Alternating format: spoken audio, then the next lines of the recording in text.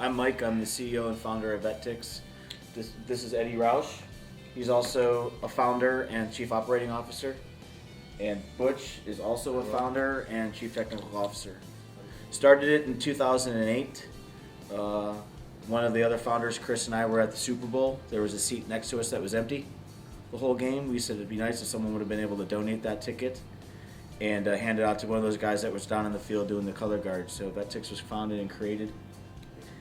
Basically what we do is we collect tickets that are either going to go unused or unclaimed, and then we get those tickets out to the troops, active duty military veterans, and their families. All inclusive. We're an all-inclusive organization, so we always say we give tickets without prejudice, meaning it doesn't matter if you served in a war, didn't serve in a war, whether you served 2 years or whether you served 30 years. We don't care. As long as you're honorably discharged, you qualify for our program for the rest of your life.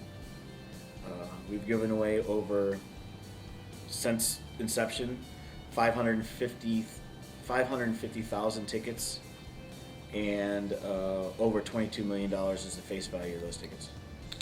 So we've got the two programs, the Tickets for Troops program, and also Heroes Wish, which is kind of like a make-a-wish for our troops. Those that are about to deploy, on leave from a deployment, returning from a deployment, wounded in battle, and families that are killed in action can sign up and apply to be granted a wish, and it's a wish for a one-time ticketed event.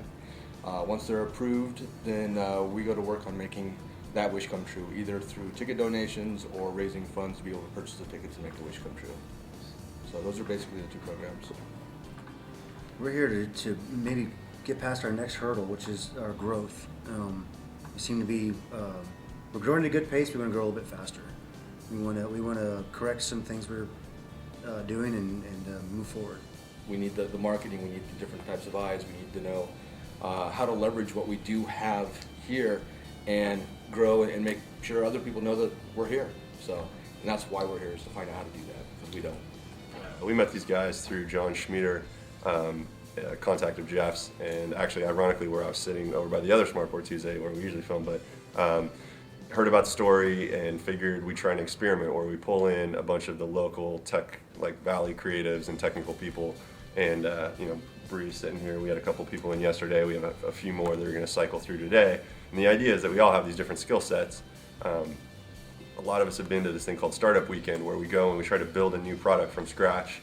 And typically, from what I've seen, I've been to 5 of those events, and they're typically like social causes, and it's trying to help out, and people end up developing essentially a new charity in that weekend. And I was just thinking, well, why do we go try to create a new one when there's like perfectly good ones like this that need some help, and we've got the skill set to pull it off? So if you go to the board, I'll show you what we're doing for them. So we kind of identified some like deficiencies or some pains, I guess, that we thought we could do in a weekend, and what's realistic with our team and our tools that we have. So some of the things we came up with is like, right now, it's the people that do donate, it's kind of a faceless interaction. You donate a ticket, but you never know where it goes or really have any kind of insight into what's going on. Right now, they get a decent amount of traffic. It's kind of amazing what they've done. They've done like over 500,000 ticket distribution, and they get good traffic, but there's really no insight into what happens with those lost visitors. So I think we can fix that.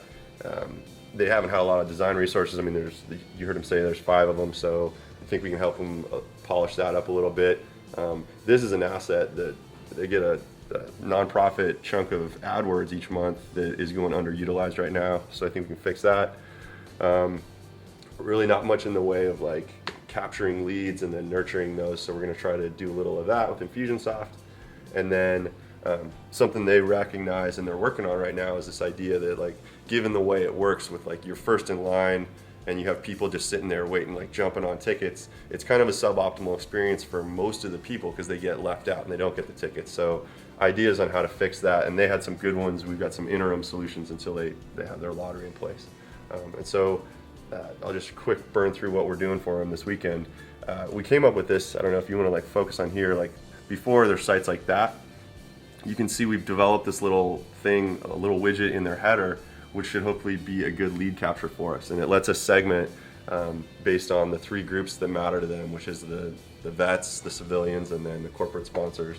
And so once we can just get there, give something of value, capture that email address, and then earn the right to communicate with those people, that'll be good. We got some tools that were donated. Infusionsoft donated a license, which we're really thankful for. And this company, MailView, we reached out to them beforehand, and they're donating their software to get us started here. And this is going to allow us to do some interesting things. We think we can make it more of a conversation, like allow people to send a message to a vet, and that will provide a really compelling reason to sign up. And then once they're also invested in that interaction, I think people are going to be more likely to donate. So we can make that happen. We're going to try to fix some of the analytics stuff. We're going to implement some conversion tracking so we know what their AdWords is doing. Try to set up some funnel analysis so we can see where people are falling out of the funnel.